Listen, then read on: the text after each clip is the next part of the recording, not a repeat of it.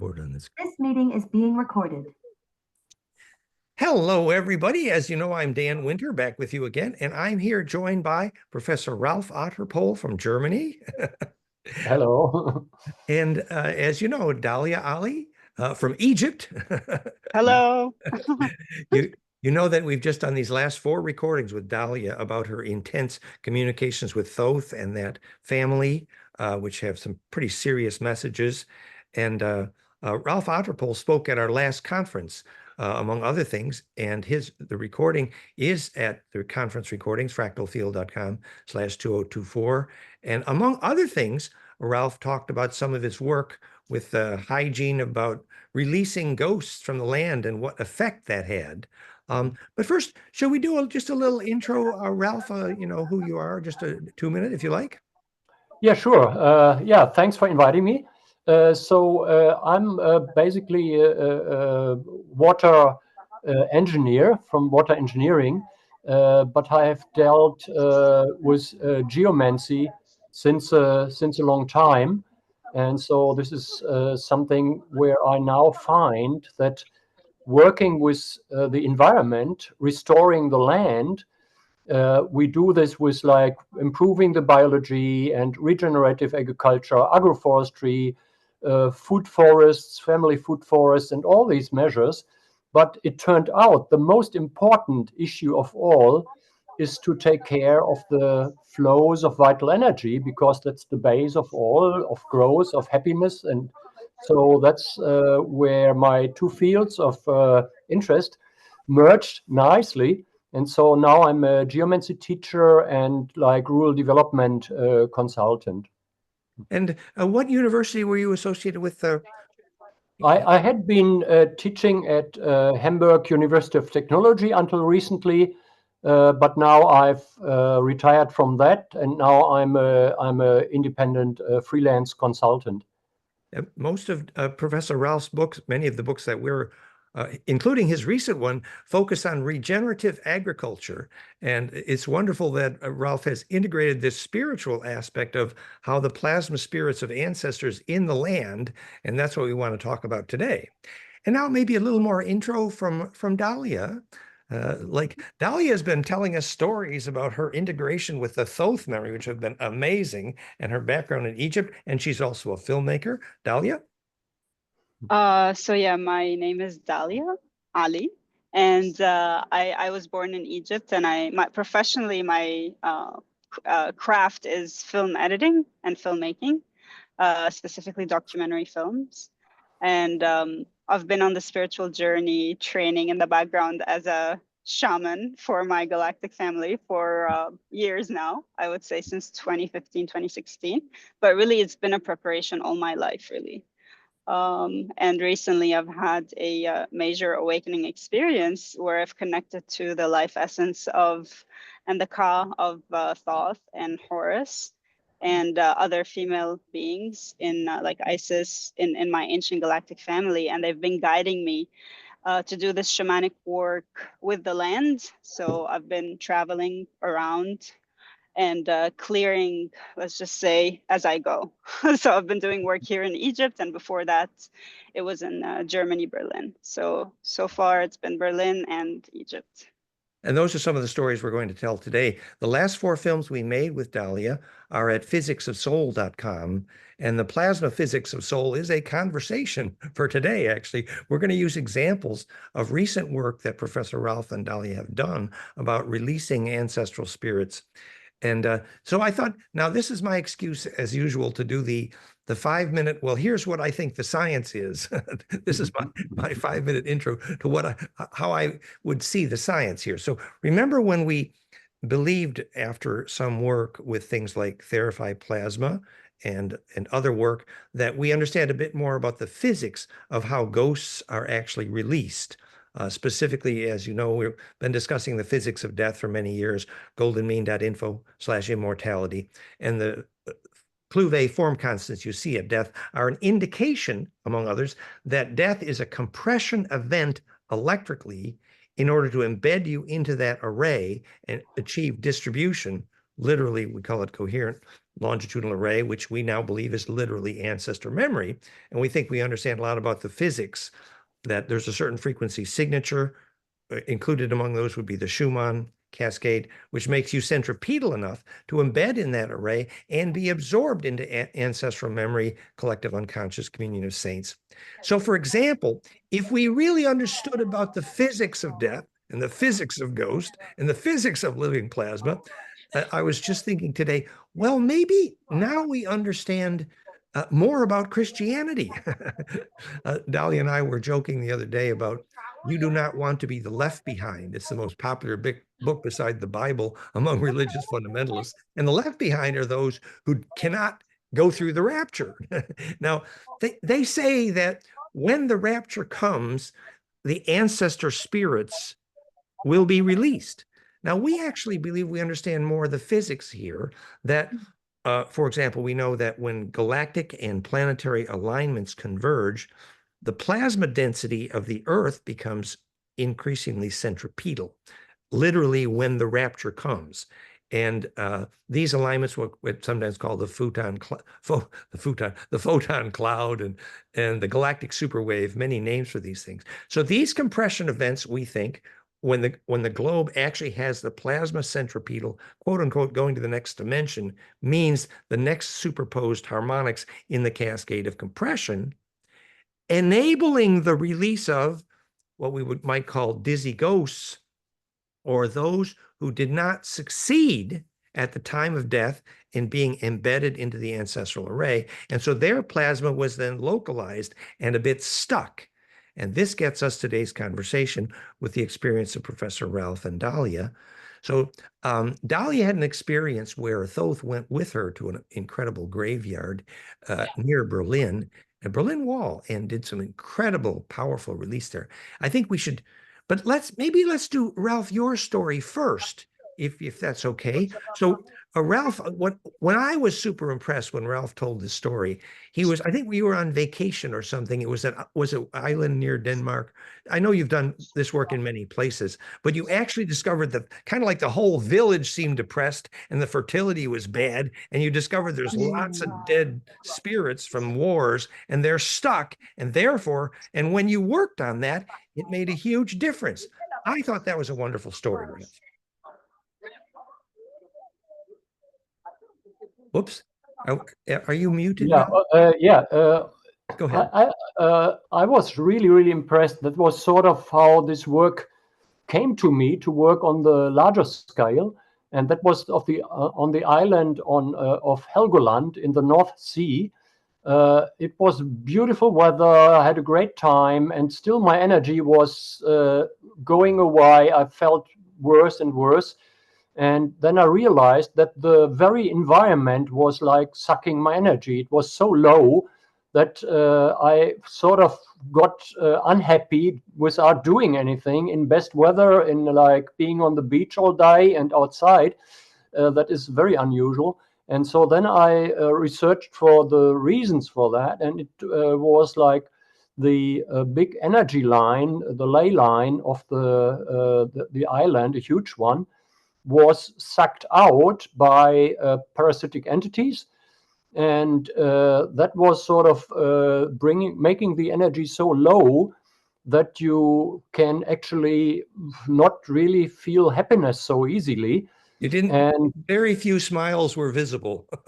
Yeah, absolutely. So people, and that place is actually known for this. It's basically so beautiful, but you don't tend to go there because it's a low energy place, as people feel. Obviously, people are more or less not so happy. And the opposite example would be the island of Sylt, that is radiant and high energy, and that's where the wealthy people go. And so that's something where I started working on it, and I could actually release these energy suckers, and the ghosts of deceased ones always play a role as well. So it's always to prioritize, to find priority. What's the main issue here? Otherwise, you can work for years and years and not proceed. So you must start with the with the big ones first. And that was sort of an eye-opener to me. And since I've done a lot more work in this direction. But there were a lot of ghosts from the war is also there, right? And obviously people are really wondering, well, how did you fix it? Yeah, basically the connection to war is the typical one.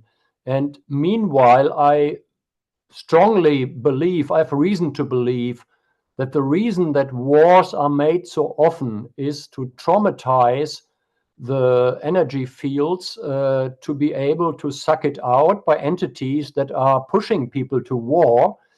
And that's a mixture of deceased ones that are really still working in a very negative direction, and parasitic entities that, well, I learned from Dan not to call them demons anymore, because that's a specific category, but parasitic entities is sort of describing the whole bunch. And how to release them is something you need help. So the thing is that I used to work with Archangel Michael and so on, but then I sort of realized that is a system in its own, and I don't want to work with systems that I don't fully understand. And so I started to work directly with Source.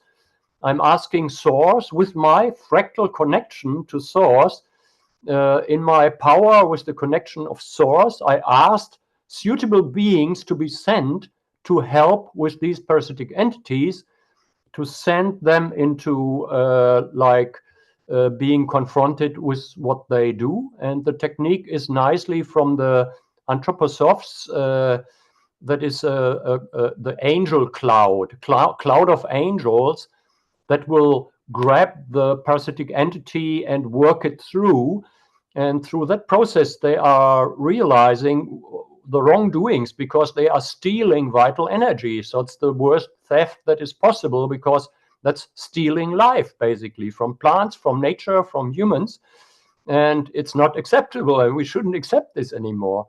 And it's growing, it's getting more and more. And that's what Dalia also recently said. This is going rampant, and we need to act now. Otherwise, everybody will be depressed, and that's not a good future. And so let's work on that. And the release is relatively simple, but you must stand for yourself. You must be strong from your heart, know the technique a little bit. And one important thing, you need to check the level of these entities. So there are levels I wouldn't touch, because then you can get into deep trouble. So I check on the scale of easy to what I can do with all my efforts, and then I check, are they in the middle or are they to the upper end, so upper echelon of these entities. And then I'm getting more careful, and the upper ones, you need more force. You really need to stand there and wham, yeah, we really need to do it. We take our stance because it's our right, and we defend our place, and it works nicely. So it's really, really good, and sometimes it's really shocking for people that are in my classes where I do this, but I keep them at a distance, that they keep with themselves and not get entangled in that. But it's basically something I teach people. It's a little bit advanced level to work with this. But what is relatively simple is to work with the ghosts, stuck ghosts of deceased ones. And that already changes a lot, because they are everywhere. There are hundreds of millions of stuck ghosts that urgently need to be helped, because they are desperate in many cases. Not everybody, some are enjoying this, but it's many are desperate, and it's good to help them to leave. I can just see you there, Dr. Ralf. There'd be other things like access to ground if you're well grounded. Also, if you have access to a magnetic line cross, gives you leverage. But the main thing, I think you point this out very well, is actually you're feeling deep inside that you have pure intention, and therefore, in other words, you understand deeply what's of service to all, and therefore that deep understanding and feeling gives you leverage. That's beautiful, Dr. Ralf. Absolutely, and that's exactly what protects us. So if we work from a perspective of being up above, being the great shaman, we would get struck by lightning, metaphorically speaking. Yeah, there's a humility of pure intent here. Well, that's so wonderful. I think let's move to Dalia now, just a contrasting example. So what we wanted to parallel here, the story that impressed me again was, so Dalia has felt that when she's really embedded in this body and memory of Thoth, the lineage that from Egyptians she's really deeply into, and that adds momentum and inertia. So she's in this graveyard near the Berlin Wall, and oh my God, do you want to tell that story, Dalia, or what do you think? Yeah, and I also want to reflect on some things that were coming through as I was hearing you and Dr. Ralf talk. I think it's just important for us to remember, and I often would channel the earth consciousness, like we're all visitors here in one way or another. We're all, and the earth, how it like spoke to me, it's like, this is my body, it's the living body of the earth, and we are all visitors, and we're meant to be caretakers of the land, and we are meant to have like to not overextend our stay and take more than the resources that we need, but we're also meant to be responsible guardians of the land. And so this is as a universal message that we need to remember that. Nice. Yes. And so this ties into that act of not necessarily shepherding, it's being the custodians of the land. And every person has a responsibility towards their presence on the earth. Because people think that when they buy land, they own the land. But even if you think that you own the land, it is still not your land. It's still the earth's body. And you should be respectful of that. And you should honor that always. Nice. So I apologize if there is like noise in the background. I just yeah. We can hear you fine. We're hearing you. Okay. Fine. Yeah. Yeah. And yeah, and so I wanted to share that and understand that every person has a responsibility. And like you said, Dr. Ralf, there is the top level, big boss level entities that maybe some people are not meant to deal with directly, unless they're in a group and they can unify their powers and strength together. But there are the lost souls that are really, they don't want to be here, but they don't necessarily, they're in some state of limbo. And because it's either because there's so much trauma in the land, so even the good spirits are not able to ascend in a good way back to source, because there's so much confusion in the field that they got stuck, or that the way they exited was full of trauma that also misguided them in that sense, like that was shocking to their system, and then they got stuck. But it's in the example of the Berlin Wall, the cemetery right next to Mauer Park in the Mitte area. That's where I started working with Thoth. And back to the humility, none of this would have happened without my connection to the life essence, the Ka of Thoth. Me as a human, just in a human vessel, I'm not able to necessarily do it that great length, because he deals with the boss level entities. And there is no dialogue, there is no question, and there is no negotiation there. It is as it is. And that's because of his aura and his powerful essence. That's not because of me. That's because of these higher dimensional beings. When we're able to ask them and connect with them in a pure intentioned way, they can come in. And if you're an open channel and in a clear vessel with trust, they are able then to utilize your vessel as a tool to do the great work that we are all capable really of doing. And so I wanted to share even the lost souls. They could be like, even if you have basic level shamanic understanding where you deal with energies, you sense energies, you're able to, in your hometown, in your neighborhood, to see and to go and ask if there are any misguided souls that are stuck and maybe sense that in the field. And so help assist with the movement of those energies. And you don't have to deal with the the top level ones. You can set your intention clear to the frequency of lost souls who would like to find a way, and you can visualize a way. You can open a portal and allow and invite them over to through your own personal connection to source. You can be their guide through your own connections so that they also can find their way out. And that could be just a way of participating. I think you said that you actually saw that somehow the cemetery was brighter in many sense of the word, and even also you worked in that schoolyard, you noticed more smiles, that it actually changed things. Absolutely. I always get the smiles as a confirmation after.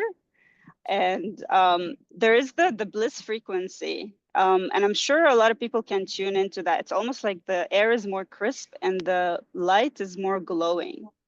And you're able to sense that. So after I've done the work in the cemetery, I went and walked there. He also took me there because he has a way of showing me things, and I go and I don't know why we're going there, but then I saw that he wanted to show me what it feels like now after we've done the work. So before we did the work, it was all gloomy and people were really sad. Everybody is walking, sort of looking down, and you know what you were describing, Dr. Ralf. And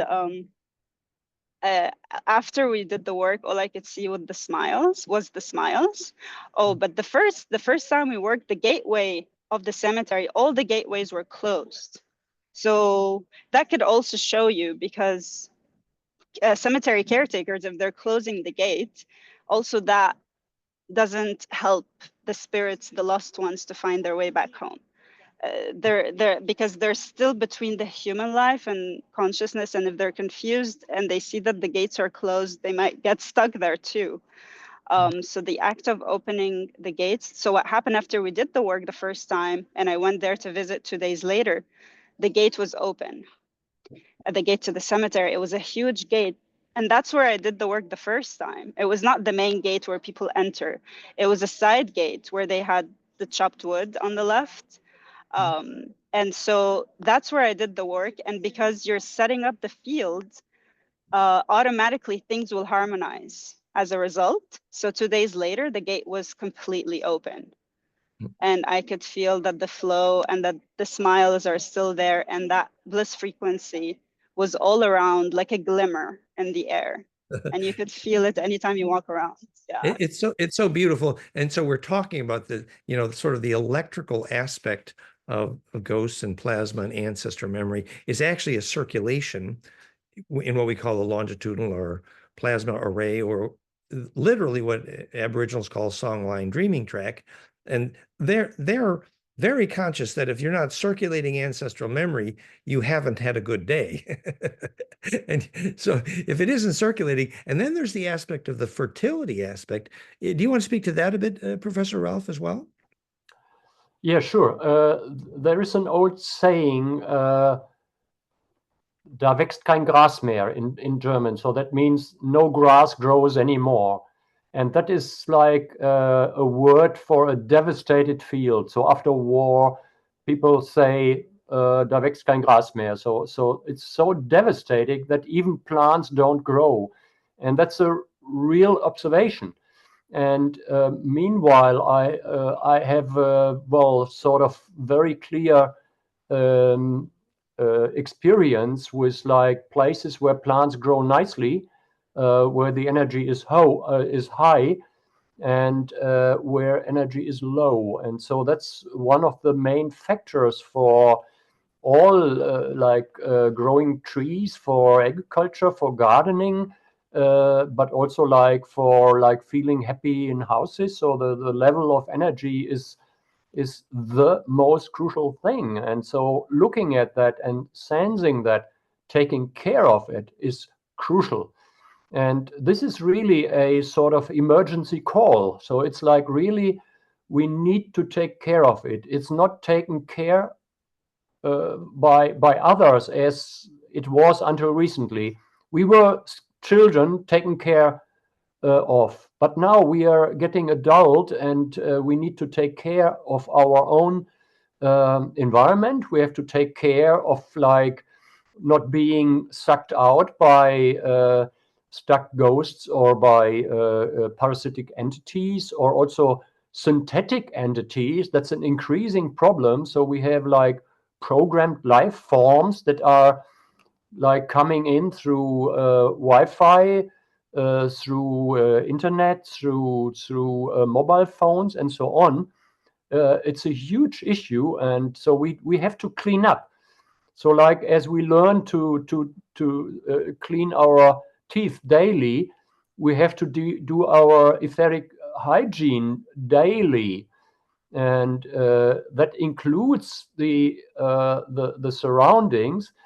And that's something what is really beautiful, because like when I clear up something, so I free a ley line, and the energy is rising from say it has been as low as 20 or 30% of the natural level that would be there, and you can raise it very fast to around 60-70%. It never just jumps to 100, because that's a task for people living there. That's the task for following up. And in like conversation with the line, they are not very talkative, obviously. So we are little ants for them. One has known me, so it's also interesting. They can know you. And then there's one nearby where I'm now at present. And that's a line we worked on with our local geomancy group.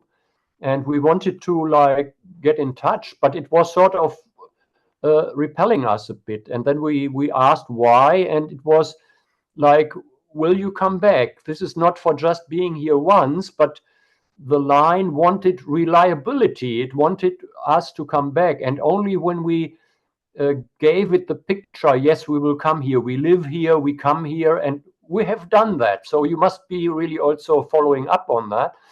And so that was nice. And this line was actually opening up.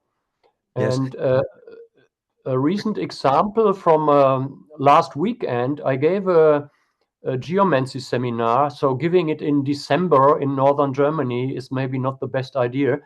So it was pretty nasty weather. We were in a greenhouse with lousy heating, and that was a place where they produce seeds, so seed producing operation, starting up with young people. And one of the ladies there, she has worked with geomancy, and she knew it was horrible.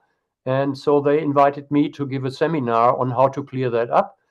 And we did that. And also in that place, it was the bad situation was initially created by traumatization, and in this case by the Nazis. So the Nazis did a lot of dark rituals, and these led to like entities, parasitic entities, to suck out these energies, because that's their allies. They have to deliver this, as it seems. And so even though that was like long time ago, that was still active because nobody has stopped it. And stopping it was sort of like I described, and it took maybe 10 to 15 minutes, and now the whole land feels different. Everybody was relieved. So wow. And so this probably has saved this seed company, because they were in the beginning, people were frustrated, people were leaving again, and so on.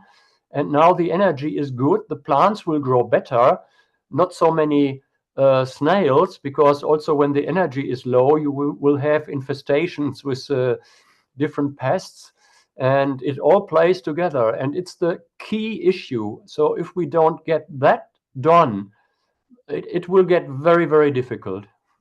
It's so simple and elegant. You know, we have proven now that the availability of centripetal force is the specific reason a seed germinates. And obviously, the compression in the array, the fractality, the harmonics that will enable implosion, these must be present in that array to make it centripetal, which is why stone circles and pyramids cause seeds to germinate measurably. So we can describe the physics beautifully. And the psychological side of that is that if ancestor plasma is all stuck in that array, it's not going to circulate. So the physics fits beautifully. Professor Ralph's story is so powerful. So Dalia, did you want to comment at that, or? Yeah, I just when you mentioned the parasites of the earth, the soil, the snails, and all of that, I just thought about that heron, that gray heron, that when we did the call, the work with Thoth, and the bird showed up after we created the fertility in the field and the lake in the park. That's also in Meta, and the lotus flowers bloomed out of season. And the Cool. gray heron showed up in the same day, and that's also got to because you're creating that magnetic field that is implosive, and that fractality, but also the idea of having birds on the land in terms of like, because they catch the worms literally, and they might have an actual function in terms of like maintaining the healthiness of the soil in some way. So they have an esoteric symbol, but also they have a function in the ecosystem. That's just what came to mind. Yeah. And when Professor Ralf mentioned about that some of the parasitic entities appear to arrive in a sense robotically with too much, 5G towers and Wi-Fi and Bluetooth, so that this high frequency choppy electrosmog is actually delivering parasites. And Dalia had quite a lesson to teach the other day about the entity she saw behind that, the spider woman. And several have confirmed this sense of the spiders. And the message Dalia taught at that point was, don't shoot the messenger, but rather understand the function of what appears to be a parasite. Yeah, because it's if there is a bleed in the field caused by the unconsciousness of humans, let's just say, or these like stuck ghosts, it creates a bleed in the field, and so these entities will come feed on that bleed. And just understanding that the spider woman is a sacred entity in that way, and she's not necessarily doing that to harm us, is a way of the ecosystem balancing itself out also. And those higher dimensional beings, they have a function as predators as well. So it comes on different levels, but I feel like it's important to understand what we're dealing with, but what's most important is to understand how to clear the land and participate in functional, practical ways. But I think what we were talking about in terms of just sensing the energy of a place, and if you feel that if you go to a place, you arrive and your health is sort of going down, and you feel sad or stressed or depressed with no actual reason, like you said, Dr. Ralf, like the weather was perfect, and yet there is so much heavy energy. I think that is a clue that there is work that needs to be done on the ancestral level and also on the energetic level. But I think the problem, like you said, Dr. Ralf, and Dan also, is like, because we have an emergency call, because there's just so much of this distortion now, like we mentioned before, the 2/3 already distorted. There is so much that needs to be corrected and cleared. And so, and we need more shamans. We need an army of shamans. We need Where's to the be able shaman to school? train. We need a shaman school. Actually, Ralf is cooking shaman school, and Dalia too. And maybe let's also talk a little bit about how you came to perceive these things. So Dalia, would you say have a little bit of clairvoyance? Ralf, would you say yours is more kinesthetic? How you perceive these things? You can go ahead and share, Dr. Ruff, and I can follow. Yeah. So for me, it was very difficult. I was so much in my head as an engineer, and so I didn't really proceed until I detoxed from mercury poisoning, and also I have released some psychological trauma that was not even really severe as it looks for an adult, but it was sort of holding my perception down, and then I could start perceiving. And today I'm really good. So I'm clairsentient. Sometimes I see things, And obviously, this is something everybody can learn. Everybody is clear sentient. So that's what I teach in my classes, how to perceive the like elemental beings. And so there are so many positive beings that need to be like, well, looked after, being in touch with it. And the love for the land, the love for the place is already increasing the energy levels, obviously. And the perception can be helped by simple tools like divining rods or a pendulum and so on.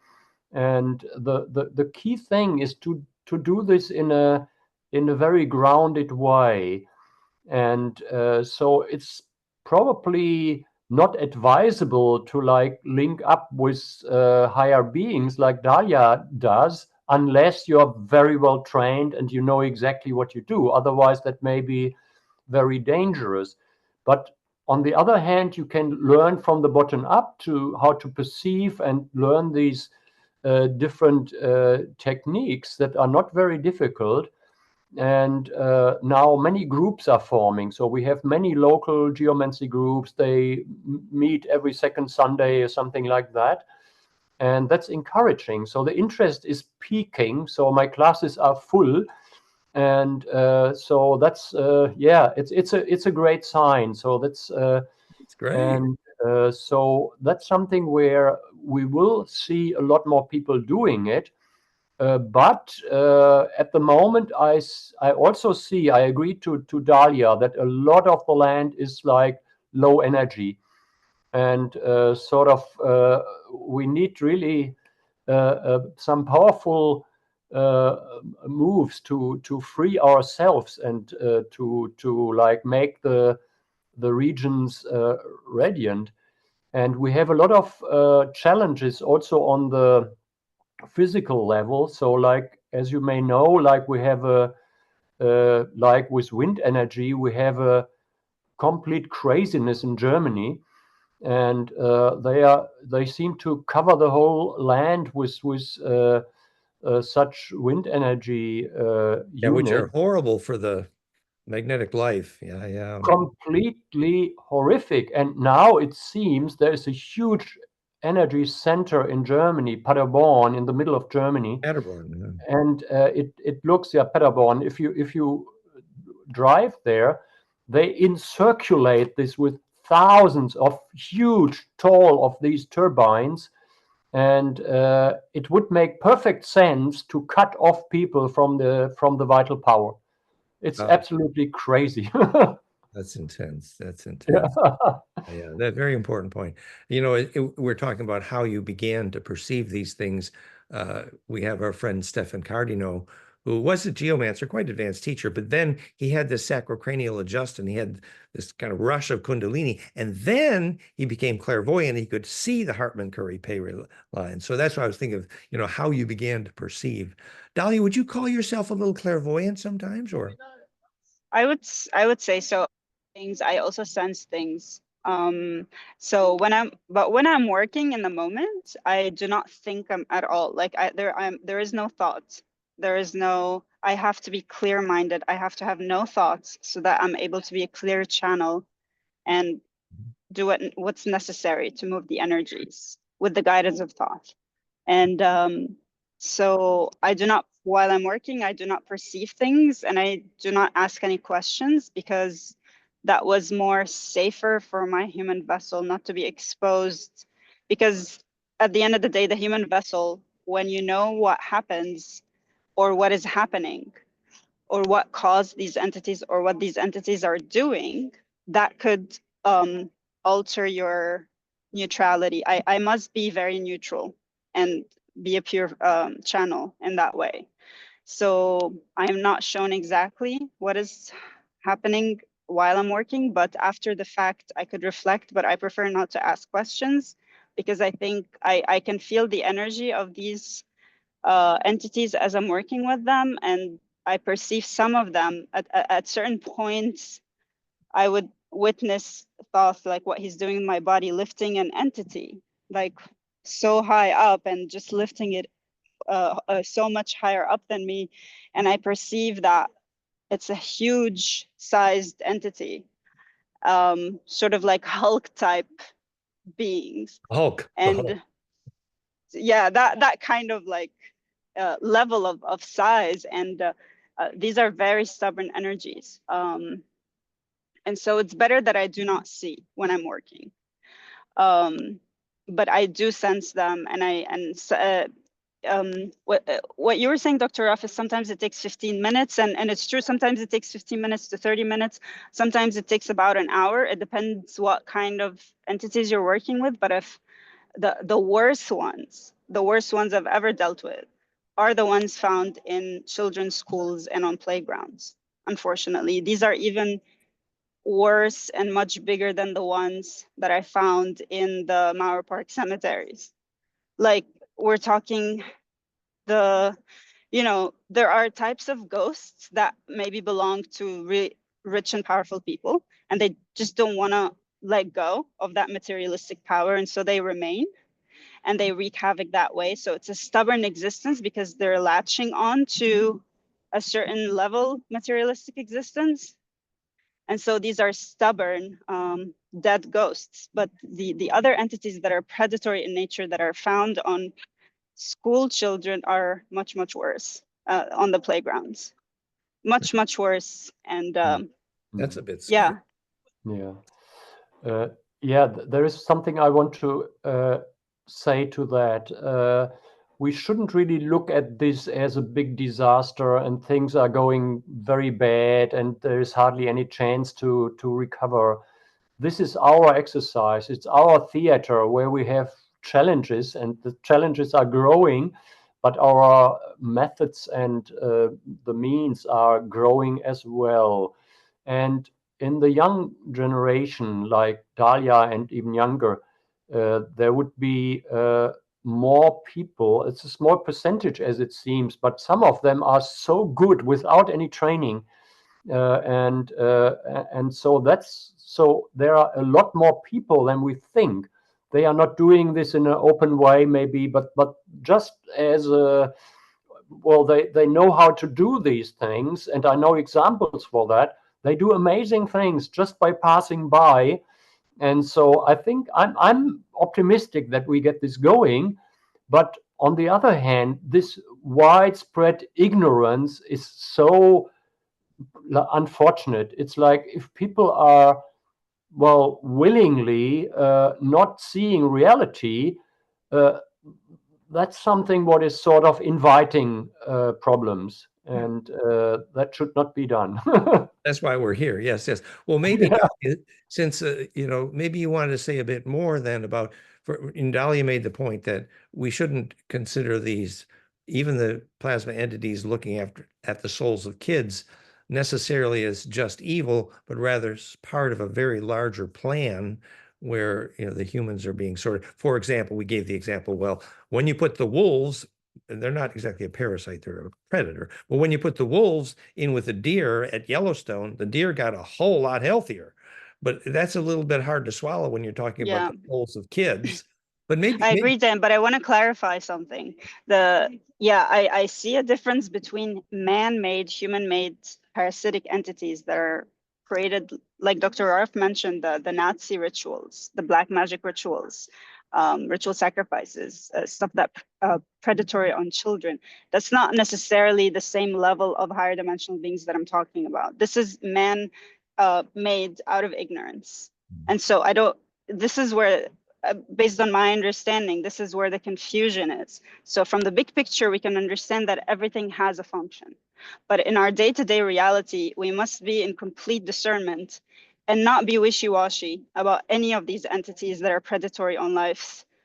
I do not want to understand why a predator, even not just entities, I do not need to understand why a predatory man, for example, would do what he does. I do not need to justify or understand where they're coming from.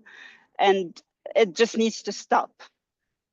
And so this is the clear distinction that there has to be more bias and more intentional clarity within ourselves that this cannot go on in the way that it has been. We can still be in love, radiating love, big picture love, divine central love, centripetal love that involves everyone. But when it comes to a presence of an entity or an abusive person, I cannot extend love to them while they're abusive. They must be dealt with in a way that they're able to find their own souls. And that's not our role to give them love, because that's their existence. They exist in a predatory way. They must learn how to find their own source on their own. So we must stop giving them love and allow them to find their own source of divine love. So just wanted to clarify that. Absolutely. So I want to enforce that. So all the craziness that is happening, that is a lot more than openly known, is unacceptable completely. And even though many of the perpetrators are victims as well, so people that have been traumatized as children become traumatizers when they are grown up. So this cycle needs to be cut. And one thing is to deal with trauma in people, what gets easier and easier. I work with that as well. And so the release of trauma and entanglement that makes people more capable of dealing with this. And there's one important thing. So if we work from a perspective of I'm the good guy, we are already trapped. So that's duality. So when we are the good ones, we enforce or we give power to the bad thing. So yin yang and all that. So let's get out of that. So we get the level above that. We look from our hearts. We look what is the thing that we need to, or we want to contribute to. So more radiant place, more happy people, stop these nasty predators. And so that's something, what is a decision beyond I'm the good one, because the bad ones are the good ones as well in their own minds. And so getting out of this duality and find judgment from inside. And the place is the heart. So the connection to source of this universe is our heart. And so from there we can discern. From there we can have a like point of reference. What is like something that is positive, that is something we want to support, or what we should like keep distance. Absolutely. And I want to affirm neutrality, because as much as like I'm calling for more firmness when it comes to not propagating these toxic ways of being, because essentially toxic ways of being and behaviors, even within our relationship dynamics, even between parent and child or husband and wife, we are no longer propagating toxic parasitic dynamics in our day-to-day life. We're finding the source of love within. We're self-sufficient, and we're able to exchange compassion energy. So that's what I'm saying. We can extend compassion in neutrality. So I have no judgment. Like when I'm working with these entities, I'm not judging them. I'm in complete neutrality. It's not good or bad. It just is. And it's out of alignment. That is all I see. It's out of fractality. And it needs to be in fractality. And that is all. There is no narrative. There is no story. There is no judgment. There is no good or bad or right or wrong. It just is harmonic being. It's contagious in many ways. And so when you're able to hold your vessel in centripetal bliss frequency, and thank you, Dan, for all the terminologies that we get to use and exchange because of your work. You've given us language to be able to speak about these Thank you. really great states of being in a scientific way. That's it. And it's not poetic. It's just what it is. When we say bliss, it's a very tangible state of being. Yeah, charge radiance. Wonderful. Thank you. Did you want to say a little bit more, finishing the story, about what Thoth's intent was in that schoolyard and what was accomplished you saw? Yeah, I mean, it's part of the cleanup. It's part of the cleanup work. I was sort of going through the parameter of where I lived. I happen to live in Meta, which is in a very central area. And so the work extended in the region. And we started with the cemeteries, and we went to the playgrounds. And then he would just take me around the playgrounds and the school. And then I came back to the same school, because the Waldorf school, there's an art school for adults right next to it, and it has some of these very unpleasant energies as well. And you could even see the sculptures and the artwork, which is kind of like Roman-esque, Art Nouveau style of half human, half um, like serpent beings, water serpent beings, all over the art school, which is like very artistic and beautiful, but also some of these shape-shifting entities do not want what's best for humans as well. Part of the in the light wave of, you know, canceling the human experiment is they present rituals and methods of humans proving that they're worth nothing by selling their soul to these higher ups and proving to them that they are correct, proving to them that this experiment is not worth continuing and that this human being is not divine. And so they will make their parties and they will make their rituals, and the humans will participate and prove them right. And that is a joke. The joke's on you, the joke's on us. Yeah, it's honestly. Like half the teenagers in the UK are worshiping the goth movement, which is basically death, reasons for suicide. It's a horrible thing. But I just think the relationship between what you saw with the electrosmog pollution towers versus those spider entities versus what the big picture was. Yeah, the spider entities and the insectoids are big picture, higher dimensional beings that are kind of alien in nature in a way. Kind of underneath that is the technology wave and the rulers of the government and the technology CEOs and the people who are actually animating a certain direction in terms of progress. Where is progress going? Where are we investing our money?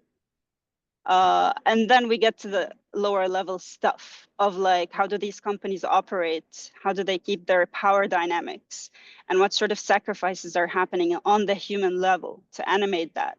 And so you get lower and lower to the family. How does the breadwinner of the family become then a power controller of the entire family? And it just goes through levels. So we can always see the sacred in the higher levels as it descends down and affects our reality in a very materialistic and tangible way. And so we begin to vilify one another. But we must understand what's happening topographically is that we are all being tested. And when if there is a mainstream culture that encourages people to sell their souls and to get away from their divinity and their soul understanding and their heart and compassionate radiance, it is now very popular to not be compassionate. Yeah. It is now very popular to be judgmental and dismissive and critical of the other. It is mainstream. And so this is what we're dealing with. Yeah. How do you not be in flow with that, and how to stand your own ground and found your groundedness, which is going back to nature and understanding the compassion radiance around a tree in nature, in the pure expression of growth and life. That's beautiful, Dalia. Thing, beautiful. We've been saying, get the hell, get the heck out of the cities, because that's where all that electrosmog is breeding all the parasites. But we need other advice for people that can't get out of the city as well. Very complicated question, but anyway. Yeah, there is one thing also for like technology. So it's like very harmful to use technology and at the same time hate it. So if we use our mobile phones, but we hate the stations and all that, there is sort of a bad energy increasing. So also technical entities. So if you build a Wi-Fi transmitter, there is a nature being created with this. A technical being is created with that.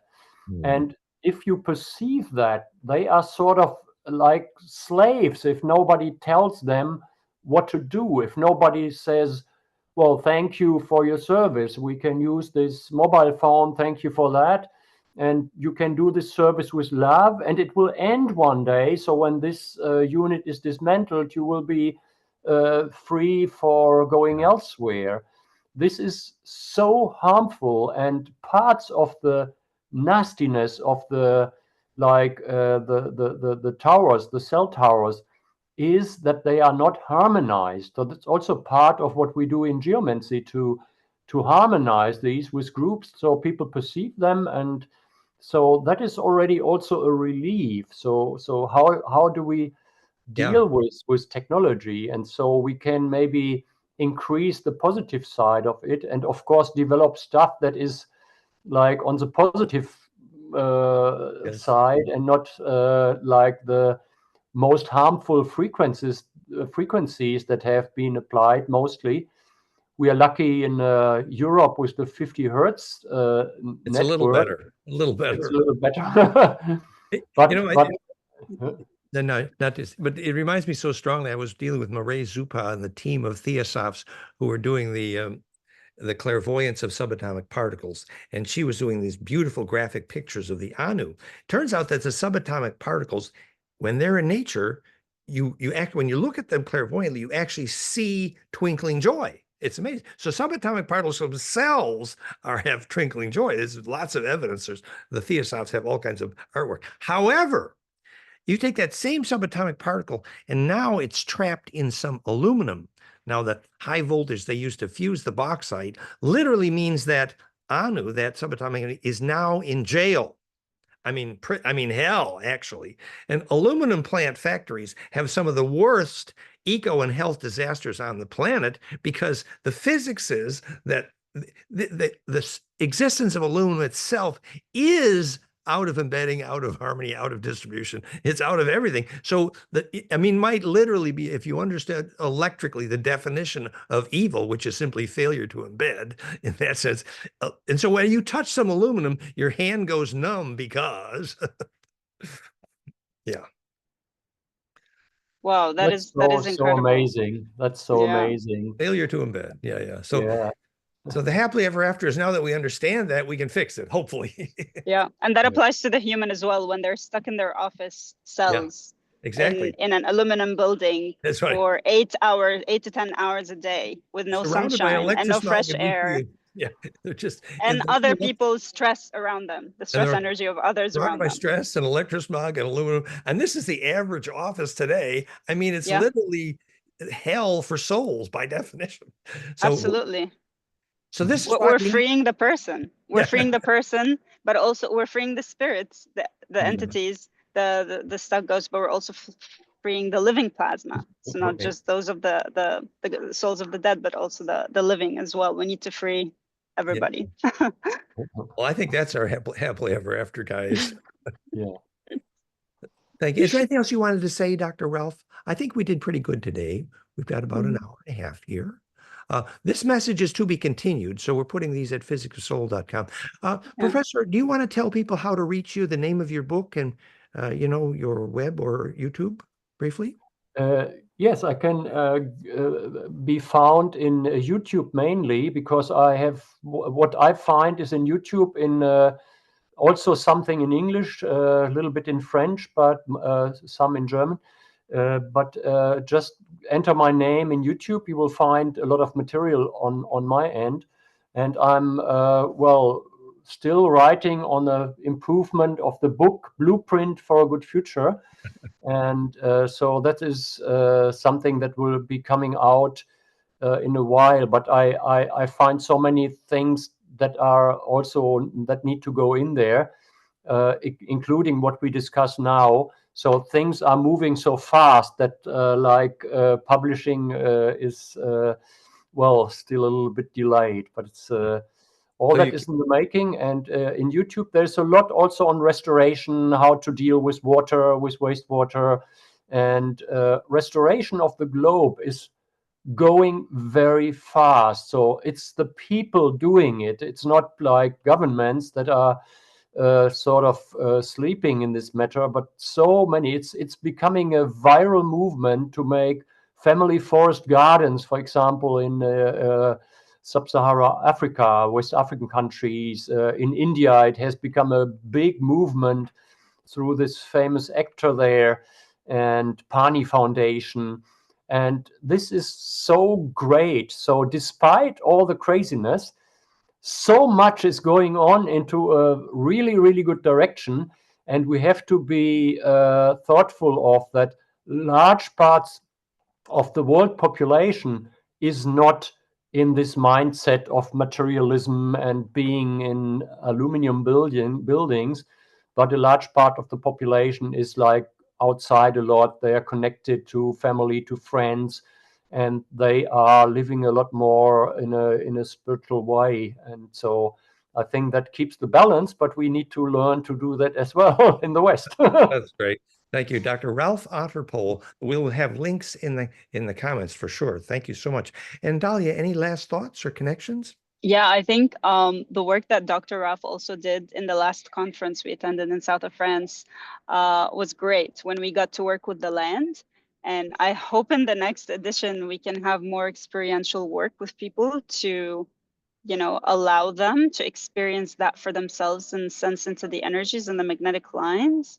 And also, I think on my side of things, with my connection to Thoth and the higher beings, they would also love to offer help in that regards in terms of any energy activations or any guidance around the energetic work, any teachings around that. They would love to offer it as well, so that we can share the knowledge and spread it across, so that we have more shamans in the world, so that every city has a team of shamans where they can get together and do work in groups and go to their local graveyards or go to their local playground and work either, you know, on a Sunday morning together, because it helps when you're working in a group, of course. But also, if you just want to go for a walk, you can do a walk with intention and be energy conscious. And with your consciousness, that can also clear the field and harmonize the field when you're a harmonic being within yourself. So would love to offer more teachings and experiential knowledge to anyone who's interested. And that's just my invitation. And we'll have links to Dalia's YouTube channel and the film so far at physicsofsoul.com. So this is a to be continued. I certainly love Dalia's thought also that, you know, the teams of shaman is the collective immune system of the planet to the plasma parasites. So we need those teams of shaman. Let's join up. To be continued. Thank you. Oh, thank you, Dalia. Been a Thank blessing. you. Yeah, thank you. Bye-bye. Bye-bye. All the best to everybody. All the best. More to come. Blessings. Bye-bye.